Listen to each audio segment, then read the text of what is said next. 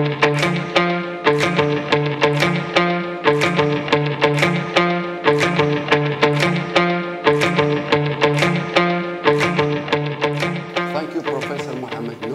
colleagues, dear students, it's my great pleasure to welcome all of you to the Faculty of Science and Techniques of Rashidia.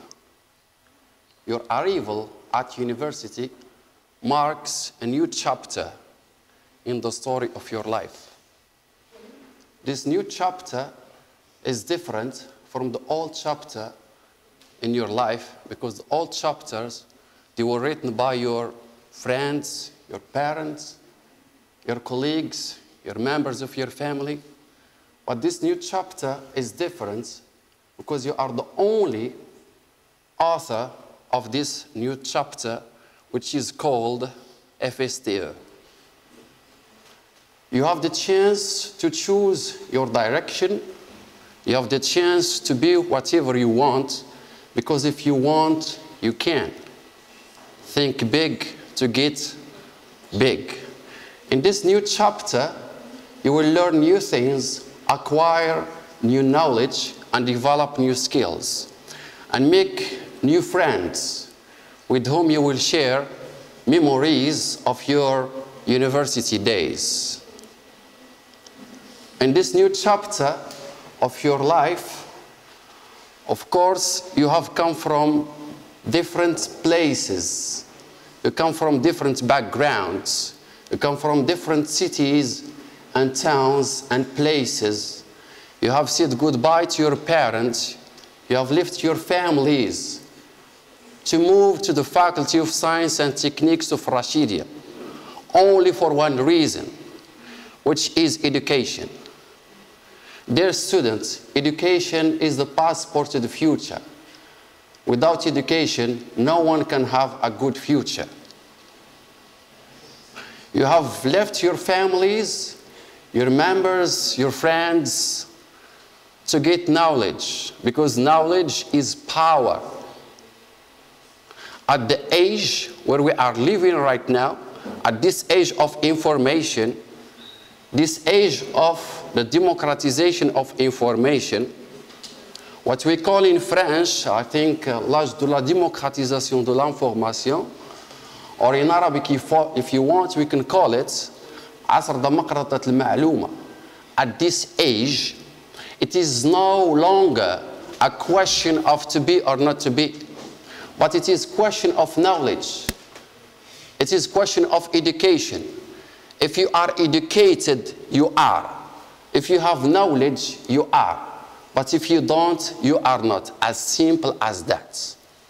The question then becomes how you can be educated without being able to master French language and English language. How you can be educated if you are not good in French, if you are not good in English. Yes, we know that you are very smart students when it comes to scientific disciplines. We know that you are so good at physics, you are so good at mathematics, you are so good at biology, at chemistry, and we are very proud of you. But still, if you are not good, if you are not fluent in French, if you are not good at English, your scientific future is limited. Let me put it this way, in other words. You can have good grades, you can have good marks in scientific disciplines, but if your French, if your English are not good, you are suffering from a linguistic disability. And this linguistic disability will block your scientific future.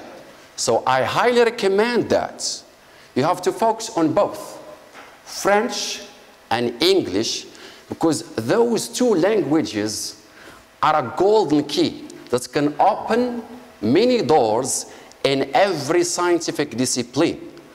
So let me please talk to you about English, which is my business, right? Let's say. So I will introduce you, if you want, I will give you an introduction to the history of the English language, right? We will see why English is an international language, why English is spoken in different parts of the world. And by the end, I will give you ways, techniques that you can use in order to improve your English skills. So, let's see first the history of the English language. Many people think that English is a Latin language. Most people think that the origin of the English language is Latin, but that is not true, and we can prove this. Look, you see a map here, right? So in this map, okay, all right, so I'm looking for the, yes. So this is what we call the North Sea. This is England, or Britain if you want, and this is Germany. Germany, okay? So during the 5th century, there were three tribes. Three tribes, the Angles, if you want, and the Saxon and the Jutes. Three tribes. These three tribes, they were living in what we call today Germany. And what they have done, they have moved from what we call today Germany to what we call today Britain. So, even the word English, the word English came from the name of a tribe which is the Angles. And that tribe, of course, used to live during the 5th century in what we call today Germany, right? So here we can see the tree and the origin, or if you want, the root of the English language. I will explain that more. So we see that genetically speaking, English is a Germanic language, okay? So English is a Germanic language. We have different types of English language, the Old English, Middle English, okay, Modern English, and what we call English today, which is divided into British and American, right? We say that English is the language of science, and I would like to explain why English is the language of science. 80% of information stored in the world, in every computer of the world, they are stored in English. Most scientific books are written in English. Another reason which that most scientists speak English. English is a must. English is an obligation when it comes to international meetings and conferences, right? English also, most internet resources are in English. And the majority of international research papers are written in English. In every discipline, physics, mathematics, chemistry. One thing which is very important is that, the last example, most updated scientific journals are in English. What do you mean by updated? Something which is new, renewed, right? Okay? So most renewed scientific news, they are written in English. Because if you know something about, for example, chemistry this year, it will change. Science will make progress, will develop, and what you know now will not be enough to follow what is going on in a certain scientific discipline, for example, in the future. Therefore, if you want to update, if you want to follow, if you want to continue your scientific research, English is a must. So you have no choice. Either you update or you are out of date. There is no choice in between. You have either to update or you are out of date, right? So, Historically speaking, English is the most widespread language in the history of the planet. So, can you imagine if your English is good, right? You can travel everywhere. You can go to China, to Japan, to Argentina, to Sweden, like wherever you go. If your English is good, you have no problem of communication. That's why English is the most widespread language in the history of the planet. Their students take English as a key. But this key, of course, it has to be different as it appears here on the slide. It is what? It is a golden key that can open every door of a scientific discipline. Now, please, if I might have more time, just please for 5 minutes, I would like to talk to you about ways to improve your English skills. So you should know that we have 4 skills. If you want to develop your English, you have to work on 4 skills: listening, speaking, reading, and writing. Exactly. All right. So, language skills, please. Language skills are divided into 2 categories, according to Norman Chomsky, right? Language skills are divided into 2 categories, receptive and productive, okay? So receptive skills, we have listening.